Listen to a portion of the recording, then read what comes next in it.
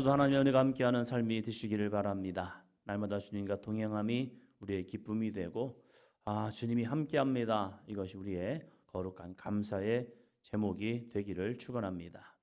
먼저 21장 25절부터 봅니다. 마지막 절이죠. 사사기 21장 25절입니다.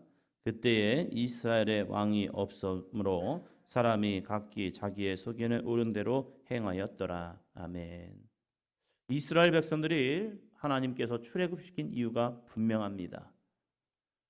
출애굽기를 통하여서 하나님께서 이스라엘 백성들을 내가 너희를 종되었던 이 애굽 땅에서 출애굽한 이유가 너희들이 이제 자유를 가지고 너희 마음대로 살아가기 위해서가 아니라 제사장 나라 거룩한 백성 이를 위해서 내가 너희를 출애굽시키는 거야. 그래서 너희는 광야로 나아가서 너희 하나님을 예배하라, 제사하라 해서 이스라엘 백성들이 출애굽이라는 것을 하게 됩니다.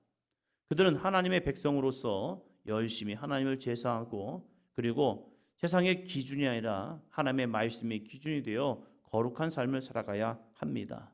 그런데 이 마지막 절 21절, 25절은 우리에게 이스라엘 백성들의 상황과 형편, 그들의 믿음을 단수하게 한 절로서 이야기합니다. 그때에 이스라엘의 왕이 없으므로 이스라엘 왕은 누구입니까?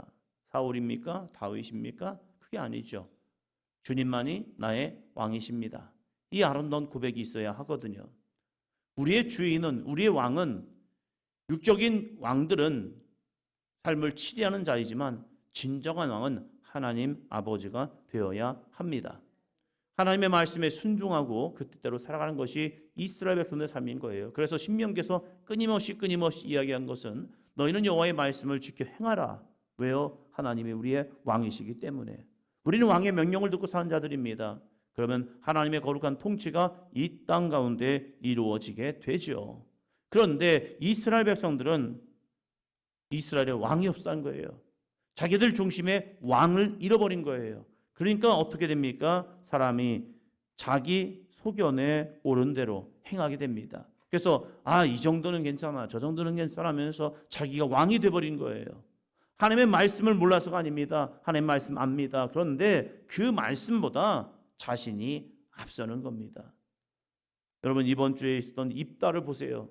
입다는 기생의 아들이었고 그리고 자기 족속에게서 기생의 아들이라는 이유로 인해서 쫓겨납니다. 그런데 이 입다가 하는 고백을 보면 모든 출애굽의 여정과 하나님의 거룩한 통치를 다 압니다. 그러면 입다만 할까? 입다는 특별한 사명이기 때문에 그 모든 걸 알까? 아닐 거예요. 이스라엘 백성들 마음속에는 그나마 하나님의 말씀을 가까이 함을 통해서 어느 정도 알고 있었을 거예요. 그런데 아는 것과 행하는 것에는 분명한 차이가 있었다는 거예요. 우리도 마찬가지죠. 신앙생활 잘 못하는 이유가 무엇입니까? 모르기 때문에 아닐 거요. 웬만큼 압니다. 그런데 그 말씀보다 내가 왕이 돼버린 거예요. 내 생각이 왕이 되고 내 의지가 왕이 되고 내 환경이 왕이 되니까 거기에서 하나님 잠깐만요. 지금은 이 말씀이 지금은 이 감동이 주님의 이 명령이 지금은 아닌 것 같아요 하면서 자신의 생각에 옳은 대로 쫓아가고 있다는 사실이에요. 19장입니다. 그러다 보니까 이런 일이 벌어져요. 19장 1절입니다.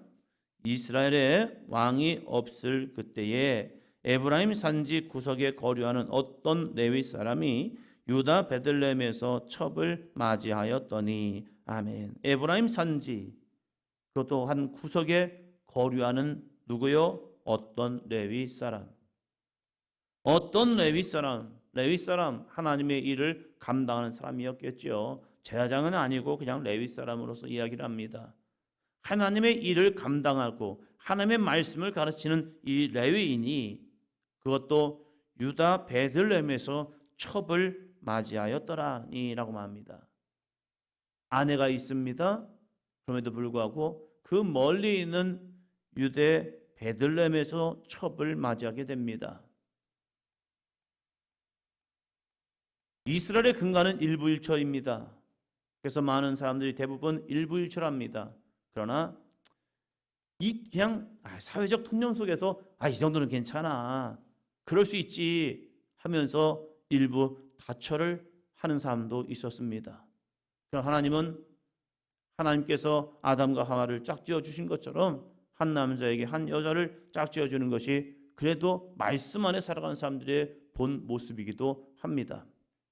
그러나 이 레위 사람은 유다 베들레헴까지 와서 첩을 맞이하게 됩니다. 근데 이 첩의 행동입니다. 2절이요. 그 첩이 행음하고 남편을 떠나 유다 베들레헴 그의 아버지의 집에 들어가서 거기서 넉 달 동안을 지내며, 첩이 행음하였습니다. 쫓겨난 게 아닙니다. 남편을 떠나 이 여인의 행동입니다. 남편에게 쫓겨나서가 아니라 이 여인이 행음을 하였고 스스로 남편을 떠나서 유다 베들레헴 그의 아버지 집에 거하게 됩니다. 여러분, 이스라엘 문화 속에서 행음하였다, 간음하였다 어떻게 돼야 합니까? 친정집에 오면요 돌에 맞아 죽어야 합니다. 그런데 그런 윤리의식, 도덕의식이 사라져 버렸습니다. 이게 지금 이스라엘의 모습이었다는 거예요. 레위인으로서 하나님의 거룩한 말씀 안에 윤리의식이 사라져 버렸고요. 이 첩도 마찬가지예요. 자기가 행음하고 그것을 그냥 남편 됐어 하면서 남편을 떠나가 버리고, 이 떠나간 아내를 데려오기 위해서 이 레위인은 또다시 가고, 지금 이 사회가 거룩한 윤리의식이 사라져버린 거예요. 하나님 말씀뿐만 아니라 그들의 삶 속에서의 윤리가치도 잊어버린 거예요. 오늘 우리들의 모습은 어떠할까? 이 사람이 이렇게 하니까 나도, 세상이 이러니까 우리도. 그래서 거룩해야 할 교회가 거룩하지 못하고 세상의 풍조 속에 밀려오는 모습은 아닐까? 사람이 기독교인이라고 하던데 진짜 기독교인일까? 그래서 그들의 프로필을 한번 찾아봅니다. 찾아보면 와우, 이 사람도 기독교였네. 그런데 늘 입술에는 음담패설, 삶에는 술과 그런 문화 속에 쩌들어 있는 모습. 그런데 프로필을 보면요 그도 기독교인인 거예요. 기독교인이 뭔데요? 그리스도의 사람이라는 겁니다. 그리스도의 사람이 완벽할 수는 없습니다. 그러나 지켜야 합니다. 이게 그리스도의 삶이라는 거예요. 뭘 지켜냅니까? 하나님의 말씀 앞에서 나 자신을 거룩하게 만드는 거죠. 하나님께서 레위기를 통해서 끊임없이 말씀한 게 뭔데요? 내가 거룩하니 너희도 거룩하라. 왜요? 우리에게는 하나님의 영이 거하시기 때문입니다. 아멘. 우리 자녀들이 이 땅을 살아가면서 거룩해야 합니다. 왜요? 그 안에는 하나님의 영이 거하시기 때문입니다. 우리가 하나님의 영이 거하시는 거룩한 성전이 될 때에 신명기 말씀처럼 하나님의 거룩한 복이 우리에게 임하고 있거든요. 그러나 그 영성, 거룩한 영성을 잃어버리는 순간 육체는 살아있죠. 그러나 하나님의 영이 떠나는 순간 더 이상 하나님의 백성이 되지 않는 거예요. 그러면서 자기 소견에 옳은 대로 행하고 있다는 사실입니다. 오늘 우리의 신앙은 어떠냐 이거죠. 우리의 믿음은 어떠하냐 이거이죠. 우리의 신앙이 정말로 하나님의 말씀이 내 안에 살아있고 그 말씀 가운데 거룩함을 통하여 살아갈 수 있는 삶이 되기를 주의 이름으로 축원합니다. 자신의 첩을 데리고 자신의 집으로 가려 합니다. 그러다가 이 베냐민 지파 기브아의 집에, 기브아의 지역에 들어가게 됩니다. 그런데 그 사람들도 봅니다. 19장 22절이요. 19장 22절. 그들이 마음을 즐겁게 할 때에 그 성읍의 불량배들이 그 집을 에워싸고 문을 두들기며 집주인 노인에게 말하여 이르되 내 집에 들어온 사람을 끌어내라. 우리가 그와 관계하리라 하니. 기브아에 들어갔습니다. 그래도 자기 족속이니까, 이 똑같은 이스라엘 백성 한 형제이니까 갔습니다. 그런데 그 성읍의 불량배들이 그 집을 에워싸고 문을 두드리는 겁니다. 뭐라고 합니까? 집주인 노인에게 말하 이르되 내 집에 들어온 사람을 끌어내라. 우리가 그와 관계하리라. 동성애하겠다는 겁니다. 불량배들이요. 그랬더니 임시 방편으로 해결책이 무엇입니까? 내 처녀 딸과 그 사람의 첩이 있으니 너희들한테 끌어줄 테니까 너희들 마음대로 욕보여라. 괜찮다. 그러면서 남자만 보호하려는 모습. 지금 이 시대가 사사기 이 마지막 시대가 성적인 타락과 윤리적인 타락, 하나님을 향한 믿음 다 잊어버린 거예요. 그리고 자신의 생각에 옳은 대로 이 여인이 첩이 그들에게 나아갔고 그들을 버려버렸고 그리고 거기서 밤 동안 욕을 보이고 죽음을 당하게 됩니다. 화가 난 이 레위인이 그 여인을 자기의 첩을 12덩이를 쪼개가지고 각 지파로 보내면서 이 상황을 설명을 합니다. 그리고 12지파가 모여서 이제 이것을 어떻게 해결할 것인가 해서 이제 이 불량배들을 처단하기를 원합니다. 그런데 베냐민 지파는요, 이 불량배들을 내어주려 하지 않습니다. 왜요? 우리 족속이야. 니네가 뭔데 이들을 판단해? 니네가 뭔데 이들을 심판해? 됐어. 하면서 이 정말로 있지 말아야 할 이러한 죄악을 저지르는 이 불량배들을요, 베냐민 지파가 옹호합니다. 왜요? 내 편이니까. 한국 사회를 바라보면서, 한국 교회를 바라보면서, 때로는 우리들의 삶을 바라보면서 하나님의 거룩한 진리의 말씀은 온데간데 없고 나랑 친하면, 나랑 좋은 관계가 있다면, 우리와 함께하고 있는 사람이라면 윤리의식과 하나님의 말씀에 대한 기준을 벗어나서 그럴 수 있는 거 아니에요?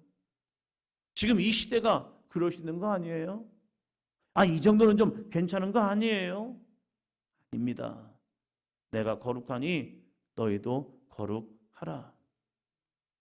작년에 이 다니엘 기도회를 통해서 저한테 그냥 하나의 충격이 된 것이 권오중 집사님이었습니다. 연예인 생활을 하면서 사람들과 어울리게 되고 그 어울림 속에서 세상은 정말로 이 보편화된 게 그런 것 같아요. 술 한잔 하자. 믿음 생활 하든지 믿음 생활 하지 않든지 야 만나서 술 한잔 하자. 이것이 세상 속에서 보편화된 모습인 것 같아요. 그러면서 뭐 교회를 다녀도 그런 거지 뭐. 왜? 사회생활 하려 하면 어쩔 수 없는 거야. 자신의 삶이 그랬지만 정말로 예수 그리스도를 인격적으로 만나는 순간 이것이 죄였구나. 이것이 하나님을 기쁘시 하는 삶이 아니었구나를 깨닫고 나서 내가 진짜 그리스도인이었을까? 아닌 걸 깨닫게 되는 거죠. 겉모습만 그리스도인이 되었던 자기의 모습. 그러면서 그 많은 사람들 앞에서 간증을 하면서 술 먹지 말라고. 목회자가 이야기하면 목사님이니까 그러겠죠.